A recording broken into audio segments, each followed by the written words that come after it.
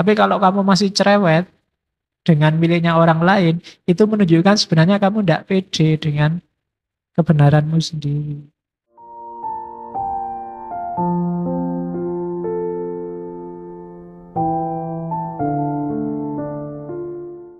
Rumusnya orang hidup itu ini. Kita ingat-ingat coba ya, ini pedoman hidup kita katanya Markus. Hidup kita itu secara durasi itu sementara, pasti ya, limited. Tidak lama kok hidup kita itu. Sudah tidak ada lagi orang yang usianya mungkin 150 ke atas. Atau 200 lah, tidak ada. Orang sudah 70, 80 itu sudah luar biasa. Malah kasihan orangnya kalau nggak meninggal-meninggal. Oh iya, malah kasihan. Sifatnya berubah. Hidup kita ini karakternya alam di antara yang kita sebut sunatullah tadi berubah. Maka kalau kamu kaku, ritmemu akan kacau. Jangan kaku. Kamu harus luwes. Ketika kamu kaku, sementara lingkungan alam sekelilingmu berubah, maka yang terjadi ritmemu kacau, jangan-jangan kamu juga mengacaukan ritmenya orang lain. Jadi karakternya hidup ini berubah. Durasinya sementara. Persepsi kita, pemahaman kita, sifatnya abu-abu kalau bahasanya. Abu-abu itu apa? Kita ini manusia yang terbatas dan pemahaman kita juga terbatas. Kebenaran, kebaikan yang kita pahami itu sebatas kemampuan kita. Maka tadi jangan kaku. Kalau kamu kaku, kamu akan mandek di keterbatasan tadi. Kamu tidak berkembang, tidak lebih baik. Padahal kamu harus lebih baik terus karena hari ini kamu terbatas. Besok batasmu harusnya lebih luas. Jadi persepsi kita ini suram. Kita itu tidak ngerti sangat banyak hal, ngertinya cuma sedikit. Berarti apa? Kebenaran yang kita tahu sebagai benar juga limited, terbatas. Bukan karena kebenarannya yang terbatas, tapi kapasitas kita yang terbatas. Kemudian persepsi urusan akal ya, pemahaman. Sekarang tubuh kita itu sifatnya melemah. Grafiknya manusia itu kan ya kecil jadi besar, setelah itu kan melemah. Sebenarnya bahasa aslinya membusuk. Usia-usia kalian ini mungkin sudah tidak bisa lebih tinggi lagi, tidak bisa berkembang lagi, sudah selesai.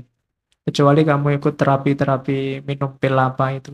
Nambah tinggi 2 cm itu mungkin ya.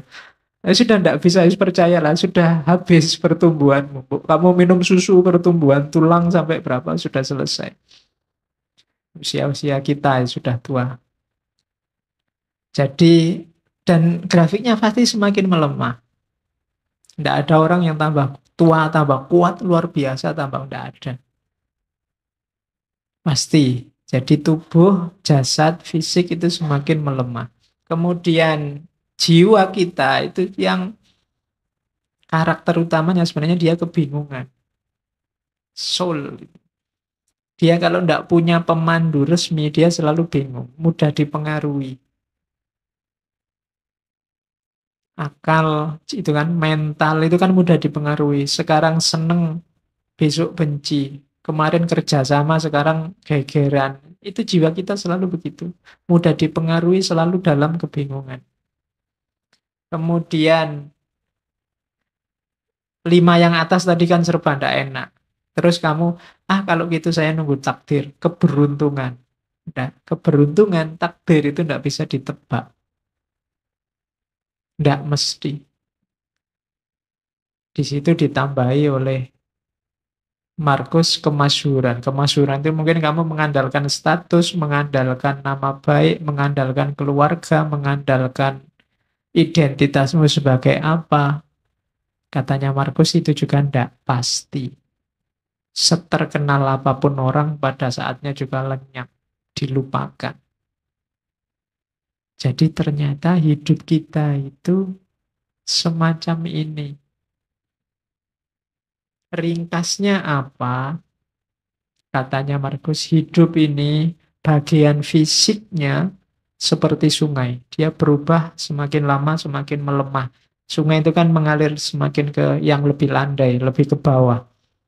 Sementara jiwa kita, rohani kita, bagaikan mimpi dan kabut, tidak jelas, kebingungan. Dan akhirnya kita menjalani hidup itu kayak medan perang. Seperti medan perang dan perjalanan yang jauh dari rumah. Jadi hidup ini medan perang. Perang di mana? Perang melawan dirimu sendiri sebenarnya.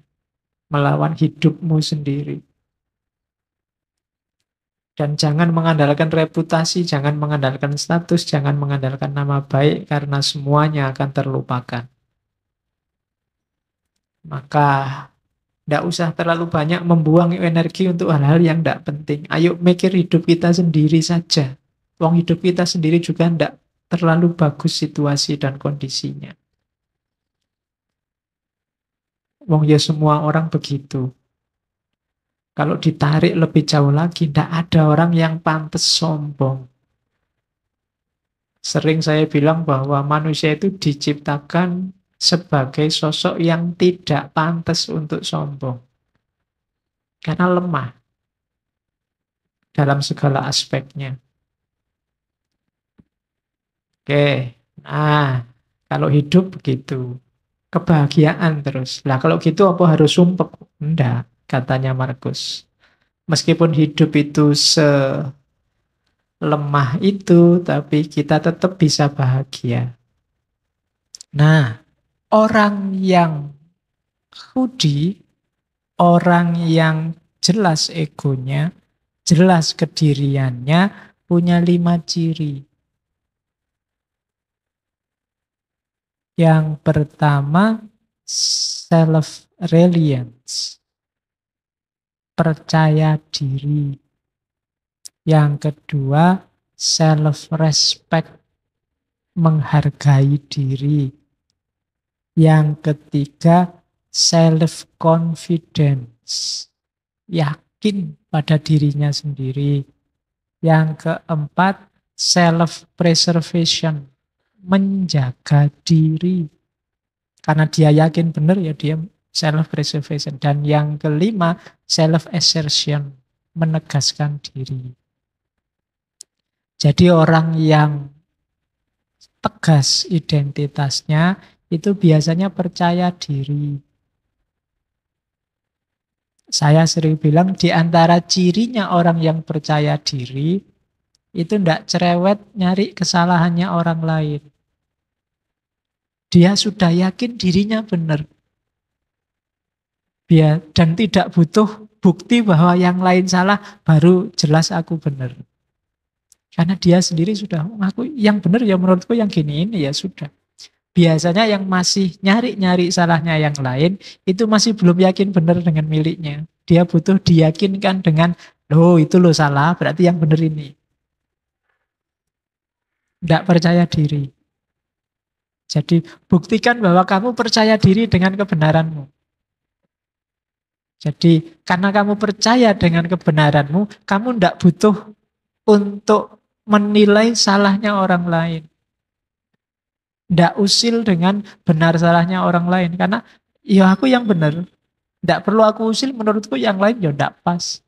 Sudah. Tapi kalau kamu masih cerewet dengan miliknya orang lain, itu menunjukkan sebenarnya kamu tidak pede dengan kebenaranmu sendiri. Maka orang yang beratribut hudi itu percaya diri. Tidak gampang dipengaruhi. Yang kedua, menghargai dirinya sendiri.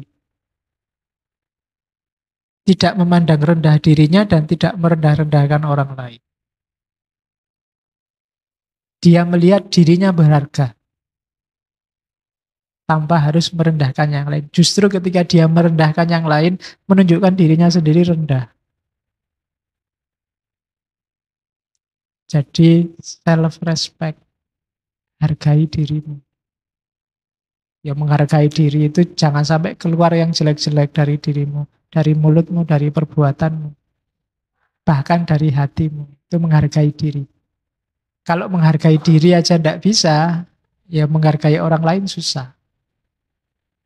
Itu cirinya orang yang ego. Yang ketiga yakin. Ini lebih mantap dari percaya. Confidence. Biasanya kalau bahasa Indonesia ini dilawankan dengan minder.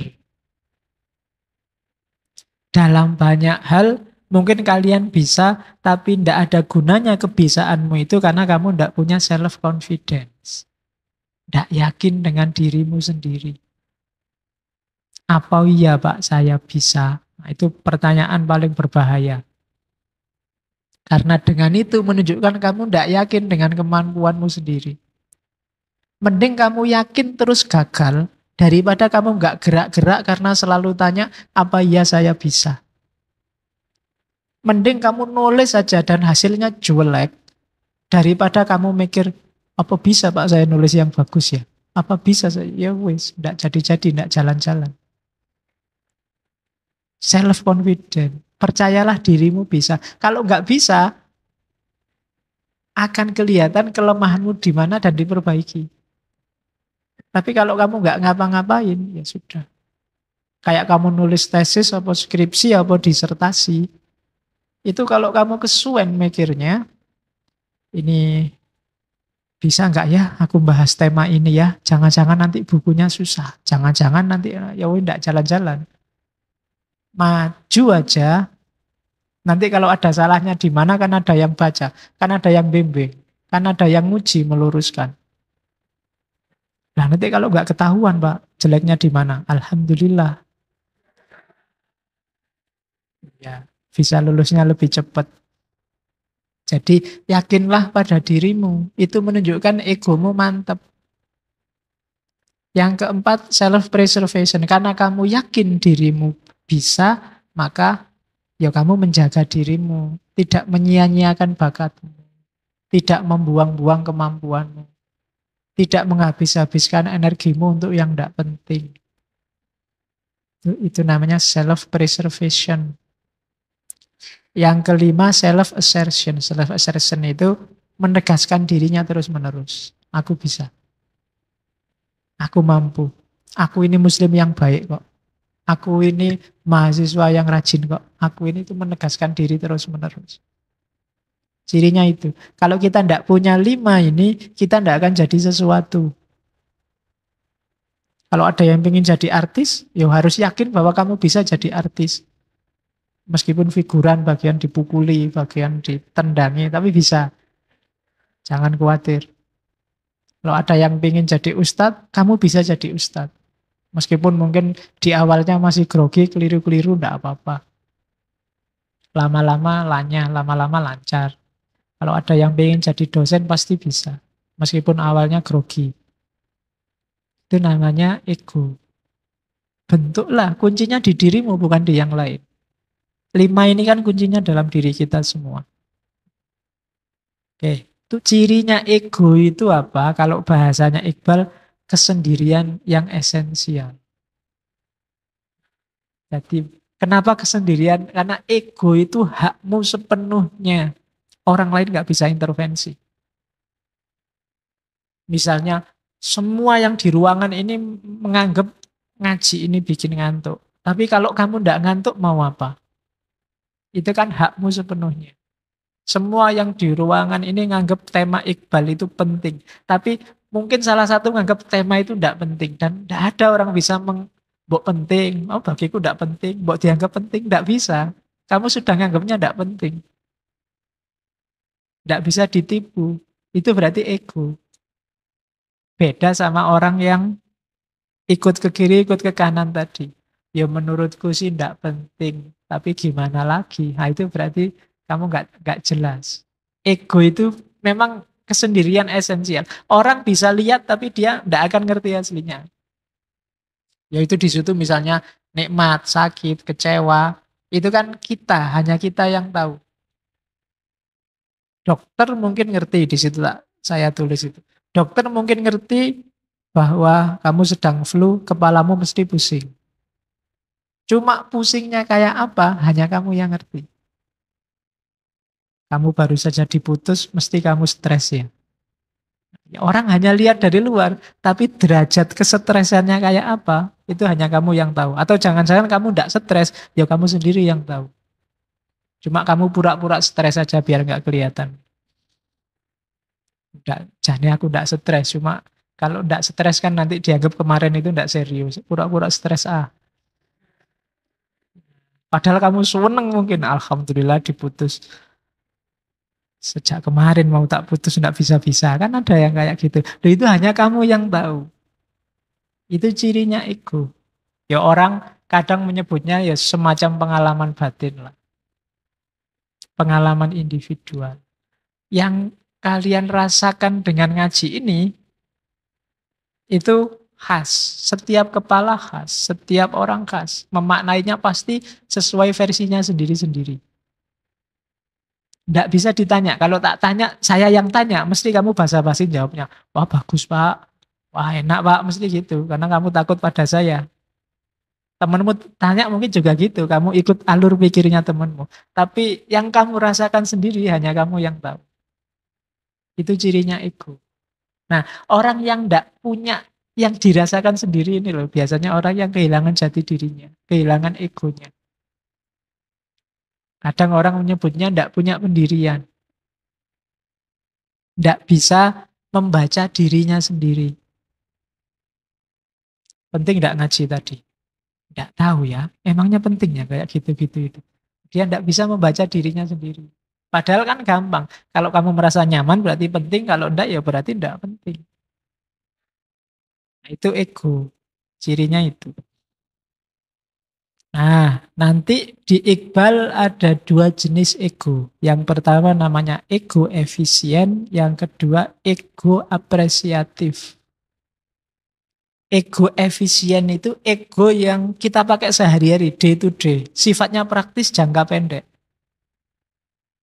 Misalnya hari ini, 2 jam ini, saya posisinya sebagai yang ngasih informasi. Ini efisien. Setelah ini enggak lagi. Pulang ya tidur. Di rumah jadi bapak, jadi suami, di kampus jadi dosen, di sini jadi ustadz, nanti di warung jadi pelanggan. Itu ego efisien. Sifatnya temporal. Kan? Dan ya sesuai dengan konteks itu ego efisien. Ini juga butuh kecerdasan, butuh kearifan, jangan keliru. Kalau di rumah posisinya sebagai bapak, sebagai suami. Kalau di sini mungkin ustadz. Jangan keliru, mungkin di sini, saya di sini jangan-jangan suami ini. Oh, ya, itu iso kacau. Jadi jangan salah, itu namanya ego efisien. Ada hubungannya sama waktu. Tandingannya ego efisien itu ego apresiatif. Ini yang kalau bahasanya Iqbal waktu murni. Tidak ada temponya, ya kayak kalian refleksi. Aku ini orang kayak gimana ya sebenarnya. Ini ego efisien. Jadi yang lintas waktu. Aku ini orangnya penyabar apa pemarah ya. Aku ini orangnya santai apa kemerungsung ya. Nah, itu ego apresiatif. Jadi jati diri hakikimu di luar apa fakta-fakta temporer keseharian. Namanya ego apresiatif. Kamu disuruh refleksi, muhasabah. Itu kan lintas waktu, tidak sekedar di waktu tertentu. Tapi dirimu yang sejati itu seperti apa. Atau kamu ingin membangun dirimu seperti apa. Itu namanya ego apresiatif. Jadi ada ego efisien, ada ego apresiatif. Kalau efisien yang fakta-fakta, hari ini kamu apa, enaknya gimana, dan seterusnya. Kalau pas di warung, yo pahamilah sekarang kamu jadi pembeli. Bukan dosen, bukan apalagi ustadz, bukan kan gitu. Kalau masuk warung terus, aku ustadz ya, assalamualaikum, ya enggak. Urusannya beda. Nanti yang punya warung bingung, nanti kamu dikasih uang kecil. Dah. Oke, jadi itu jenisnya ego. Terus, oke, sekarang membangun ego. Untuk membangun ego, ada dua modalnya yang paling besar, yaitu kebebasan dan kreativitas. Dan itu yang kecil di bawah itu menunjukkan bahwa dua hal ini jangan khawatir. Dalam Islam dijamin. Yo, tentang kebebasan yang dijamin dalam Islam bulan-bulan lalu ketika kita ngomong kebebasan jelas. Percayalah bahwa kamu itu bebas, titik. Nggak usah mikir neko-neko, nggak usah dijelimetkan secara metafisik, filosofis mendalam. Percayalah kamu bebas. Kalau diperdebatkan, ya kayak tadi misalnya, ini saya minum ini, bebas pilihanku, apa sebenarnya sudah ditulis di Lauhil Mahfuz.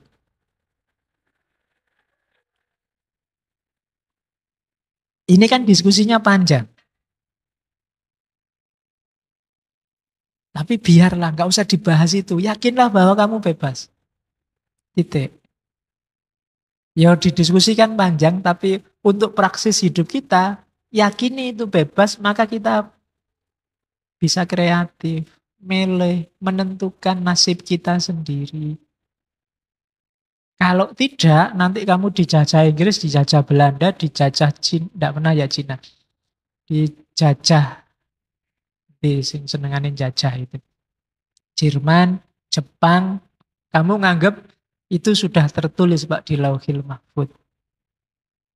Fenomena penjajahan itu. Jadi kita terima saja. Siapa yang bisa melawan takdirnya Allah? Ya selesai kalau kamu begitu.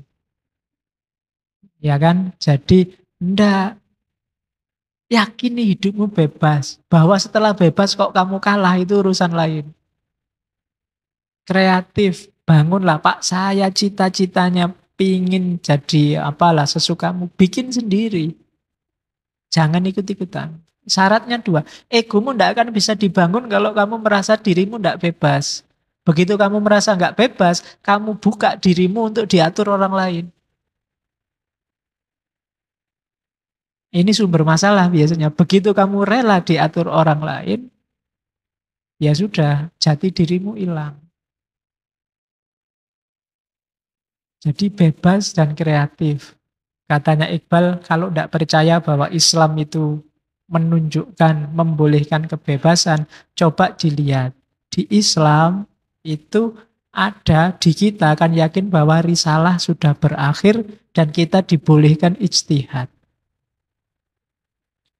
Ketika ada deklarasi bahwa Nabi Muhammad Rasul Pamungkas, Islam ini adalah risalah terakhir.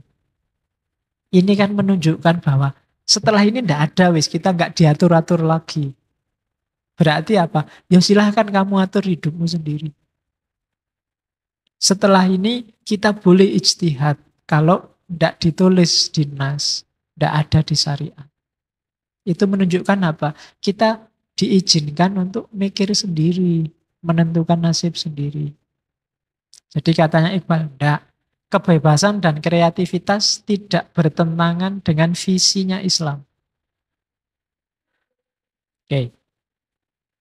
Jadi kreativitas itu bahasa Arabnya bid'ah.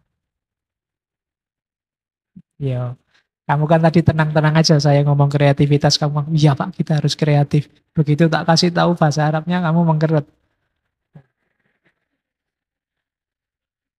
Bid'ah tuh ternyata, kan mesti gitu. Kalau bid'ah ya ndak boleh Pak, karena kamu mesti gitu. Ndak katanya Iqbal. Kita sama Allah diizinkan disampaikan oleh Rasul bahwa kita berhak berijtihad. Berarti apa? Kita boleh menggunakan akal pikiran kita. Jadi, yo ada sih aturan-aturan pokok yang tidak boleh diubah. Tapi bahkan aturan yang tidak boleh diubah ini, ketika kita pahami dengan akal kita, hasilnya macam-macam.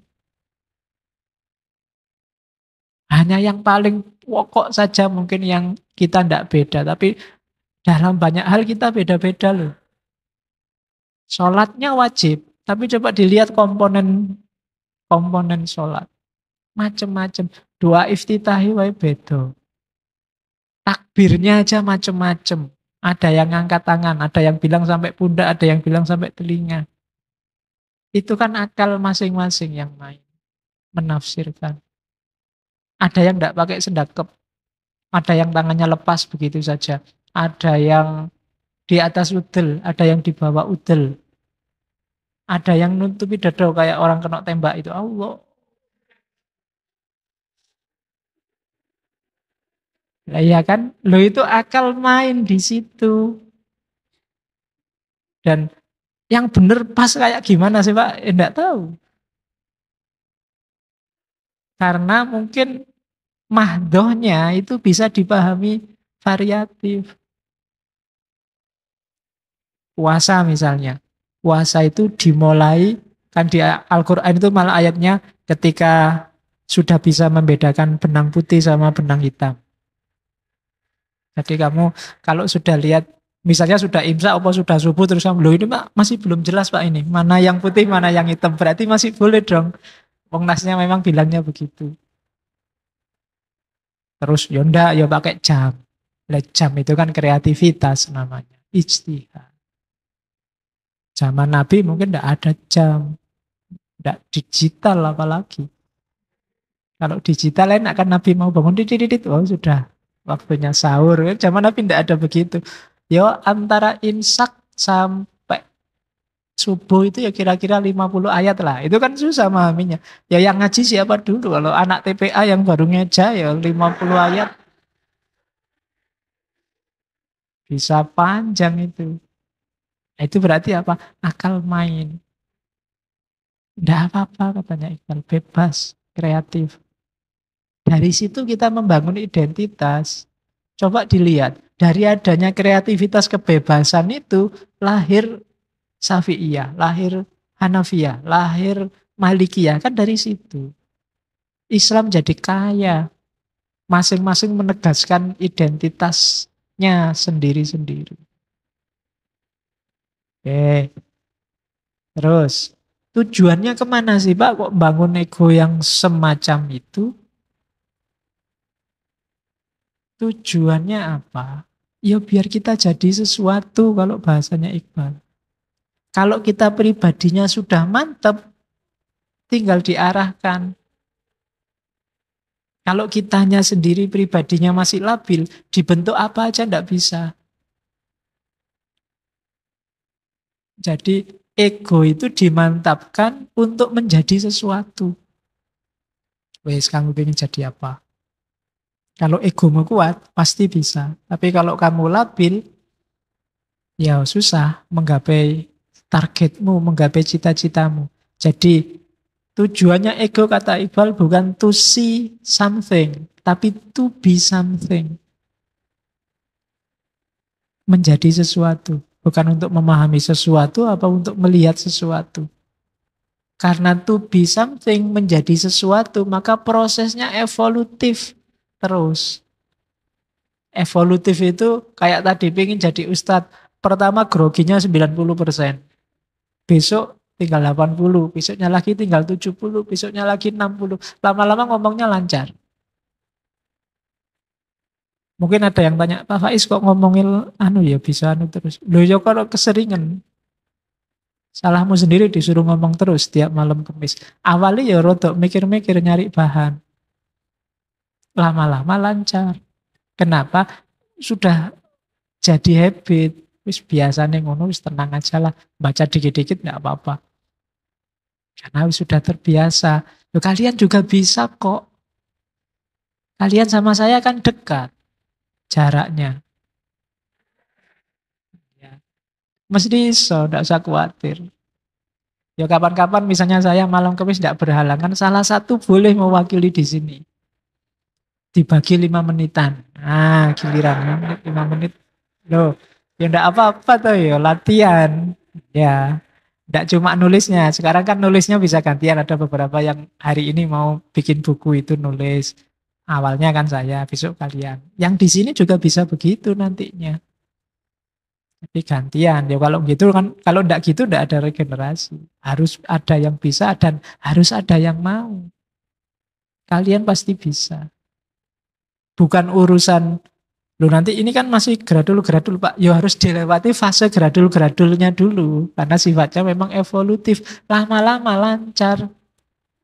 Atau kalau mau, ya wis lah enggak apa-apa malam Kamis saya, besok malam Senin, malam Selasa, malam Rabu bikin sendiri giliran. Untuk kepentingan bareng-bareng biar lanyah. Besok di kampungnya masing-masing bikin ngaji filsafat tandingannya sini. Kan sudah terlatih, enggak apa-apa. Materinya boleh pakai ini, bahannya boleh pakai ini. Nah, jadi caranya begitu. Enggak, jangan minder. Kalau kayak gini terus dan kamu enggak gerak-gerak, ya yang naik terus levelnya saya, kalian mandek. Kalian juga harus gerak. Kalau malam Kamis dikhususkan saya boleh, tapi nanti mungkin bikin sendiri forum malam Selasa, malam Rebu, nyari jam yang cocok. Enggak harus sebanyak ini, mungkin yang punya komitmen aja 10, 15, 8, 2, enggak apa-apa lah berdua di sini latihan, saling nyeramai. Duh, itu kan bisa juga, enggak masalah. Itu salah satu cara untuk membangun citra diri. Oke, nah puncaknya ego itulah nanti insan kamil. Sudah mau selesai baru ketemu insan kamil. Jadi proses yang di depan tadi muaranya adalah insan kamil. Insan kamil itu puncak tertinggi yang bisa dicapai oleh ego. Penjelasannya panjang, tapi intinya, nah Iqbal ngasih contoh aja, kayak Nabi Muhammad, insan kamil itu, spiritualitasnya memuncak, tapi dia tidak berhenti di Lauhil Mahfud, dia turun kembali ke bumi. Beda dengan para sufi, banyak sufi yang mengalami ekstase puncak dan dia tidak kembali lagi ke bumi. Jadi bentuklah egomu, bangun dia sampai bisa naik ke atas, sampai puncak spiritualitasmu, kemudian turun kembali ke muka bumi. Jadi manusia yang bermanfaat. Jadi konstruksilah egomu, jadi potensi-potensi terbaiknya wujudkanlah. Kalau sudah selesai, laksanakan tanggung jawabmu sebagai khalifah tadi. Jangan berhenti di merancang ego. Tugasmu belum selesai. Ketika kamu membentuk dirimu, itu setengah jalan. Jangan berhenti di situ. Kalau sudah terbentuk, kamu jadi ego yang bagus, yang kokoh, yang kuat, jalankan tugasmu sebagai khalifah. Itulah insan kamil. Sempurna sudah. Ya kalau kamu gagal membangun diri, otomatis kamu tidak bisa menjalankan tugas khalifah. Kamu sukses membangun dirimu, oke, tapi tidak ada gunanya baru setengah jalan sebelum dia juga bermanfaat untuk sekelilingmu. Sebelum kamu jalankan tanggung jawabmu sebagai khalifah. Itulah insan kamil. Itulah yang bikin Iqbal tidak mencukupkan diri dengan filsafatnya, dengan syairnya, dengan teori-teorinya, tapi dia juga terjun ke dunia politik, ke dunia hukum. Jadi puncaknya ego, ketemunya insan kamil. Ketika tadi kamu membangun diri dan cita-citamu, sekarang direalisasikan dalam kehidupan nyata. Kalau kamu sudah jadi orang soleh secara individual, sekarang saatnya mengabdikan kesolehanmu itu demi kepentingan sosial. Itulah insan kamil, katanya Iqbal. Nah, tahapan kasarnya, katanya Iqbal, yang pertama biasanya untuk menuju insan kamil itu ada ciri orangnya patuh pada hukum. Bukan orang yang sakarepe dhewe. Hukum itu ya hukum positif bisa, Ada tradisi, norma, nilai yang berlaku di masyarakat. Yang kedua, orang yang menguasai egonya itu biasanya orang yang kontrol dirinya bagus. Orang yang tidak bisa ngontrol dirinya pasti belum insan kamil. Yang ngomong dulu sebelum dipikir. Apalagi mukul dulu sebelum dipikir. Insan kamil itu kontrol dirinya bagus. Ngomong sesuatu, melakukan sesuatu setelah dia yakin apa yang akan dilakukan, apa yang diomongkan itu pas dan benar. Itu cirinya insan kamil. Dan yang ketiga, orang yang punya tanggung jawab khilafah. Tanggung jawab atas kehidupan di muka bumi ini. Jadi insan kamil itu tidak hidup sesuka hatinya. Dia patuh pada norma dan nilai yang disepakati bersama. Yang kedua, dia mampu mengontrol dirinya. Yang ketiga, dia punya komitmen terhadap tugas kekhalifahan. Itu ciri yang bisa dilihat dari seorang insan kamil. Jadi obedience of law, self-control, dan divine vigilancy.